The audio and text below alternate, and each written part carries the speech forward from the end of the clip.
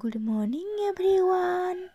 এখান থেকে একটি নতুন ব্লগ শুরু করলাম। তোমরা সবাই কেমন আছো? আশা করি সবাই ভালো আছো।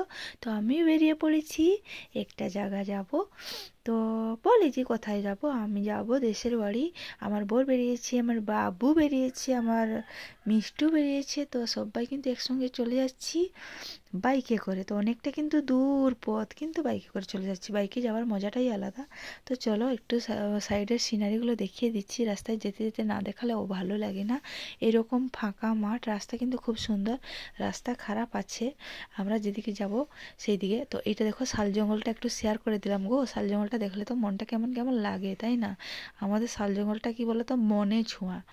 তোমরা যদি না দেখে থাকো তাহলে একটু দেখিয়ে দিলাম। এই শাল জঙ্গলের কি বলো তো, যদি কেউ ভিতরে যায় শীতকালে না প্রচুর পরিমাণে ঠান্ডা লাগে। তো এই শাল জঙ্গলে কিন্তু গরমকালে না এই ভিতর দিয়ে গেলে কিন্তু ভালো, খুব ঠান্ডা লাগে। তো খুব ভালো লাগে বেশ শাল জঙ্গলটা, তার জন্য একটু দেখিয়ে দিলাম। এবারে এসে গেছে ব্রিজ। এই ব্রিজটা কিন্তু প্রচুর বড়, মানে আপাতত 3.5 কিলোমিটার দূর সেই ব্রিজটা। এর নাম হলো জঙ্গলকন্যা। খুব সুন্দর একটা মানে কি নদী, সুবর্ণরেখা নদীটা বয়ে গেছে। আর এটার নাম হলো ভসরাপোল। তো এদিকে দেখো আবার বাজারে পৌঁছে গেছি। এই বাজারটার নাম হলো কেশিয়াড়ি। এই কেশিয়াড়ি বাজার দিয়ে আমরা যাচ্ছি। তো তোমাদেরকে একটু শেয়ার করে দিলাম, সব একটু একটু যখন শেয়ার করে দিচ্ছি, সবই একটু একটু শেয়ার করে যাচ্ছি। আমার ভালো লাগে বেশ। কার্তিক ঠাকুরগুলো দেখাতে পারলাম না, পেরিয়ে আসলো। কত কার্তিক ঠাকুর হয়েছে গো সাইডে সাইডে। কার্তিক পুজো আছে না, তাই না? সবাই একটু লুকোচুরি খেলবে কার্তিক ঠাকুরকে নিয়ে, তার জন্য। তো চলো, বাজারে প্রচুর পরিমাণে ভিড় ছিল। আর আমরা তো পিছনে বসেই আছি। আর কি করবো, আর দেখো হাট বসেছে। হাটে কিন্তু হাঁড়ি টাঁড়ি সব নিয়ে বসে আছে। যেগুলো আমি দেখতে পাই না সেগুলো কিন্তু এখানে গেলেই দেখতে পাওয়া যায়। আর এই যে ডাবের দোকানটা দেখো না, এখানে কিন্তু ডাবটা খুব ভালো পাওয়া যায়। তো এদিকে মিষ্টি দোকানে নেমে পড়েছি মিষ্টি নেওয়ার জন্য, যেহেতু কুটুম বাড়ি যাচ্ছি। সরি না, কুটুম বাড়ি না, দেশের বাড়ি। হ্যাঁ, তো মিষ্টিটা পছন্দ করে নিয়েছি।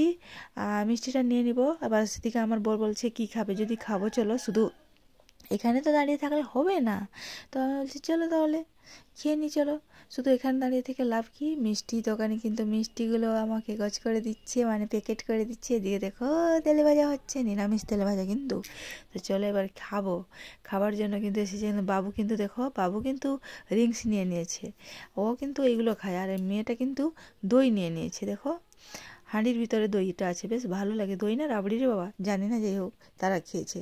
তো আমার বরকে বললাম আমি যখন ভেজিটেবল চপ খাবো তুমিও একটু খেয়ে নাও। ও খেয়ে নিচ্ছে দেখো হেসে হেসে, তার খুব ভালো লাগছে। আর আমিও নিয়ে নিয়েছি। তো চলো আমি টেস্ট করব। তো দাঁড়িয়ে দাঁড়িয়ে তো ভালো টেস্ট হতে পারছে না, আমি একটু বসে বসে টেস্ট করি। চলো এখন তো ভালো লাগলো, একটু বসে বসে টেস্টটা করেছি। তো চলো দেখিয়ে দিই। এই দেখো মেয়েও টেস্ট করে নিচ্ছে। আমি বলছি না হবে না হবে না, আমি বসে বসে খাবো, এবার তুই দেখা আমাকে। তো দেখো যে বসে বসে গিয়ে নিচ্ছি। আমার এই যে দেখো যা টেস্ট ছিল না, ওরে বাবারে, তোমাদেরকে বলে বোঝানো হবে না, আমার তো লোভ পেয়ে যাচ্ছে। যাই হোক আবার বেরিয়ে পড়লাম মিষ্টি টিষ্টি নিয়ে, খাওয়া দাওয়া করে কিছুটা আবার বেরিয়ে পড়লাম। মানে আবার রওনা দিলাম। অনেকটা যেহেতু দূর, আপাতত কত দূর কত দূর, 2 ঘন্টা 2.5 ঘন্টার মতো রাস্তা। তো অনেকটা দূর যেতে হয় আমার এই বাড়ি থেকে দেশের বাড়িতে। তো গেলাম কষ্ট করে। তো চলো এই দেখো আমি গাড়িতে বসতে বসতে একটু তুলে দিচ্ছি। আর আমার পর কিন্তু কথা বলে বলে যাচ্ছে, অনেক ভিড়। আর সেই জন্য তো চলো মোটামুটি দেখো এই যে পৌঁছে গেছি। খাবার দিয়ে দিচ্ছে ফল। তো ফল খেতে বসে গেছি, একটু শেয়ার করে দিলাম। তো মোটামুটি আর ভিডিওটা বেশি বড় করলাম না, এখানে শেষ করলাম। আবার দেখাবে নেক্সট পার্টটা পরে দেবো।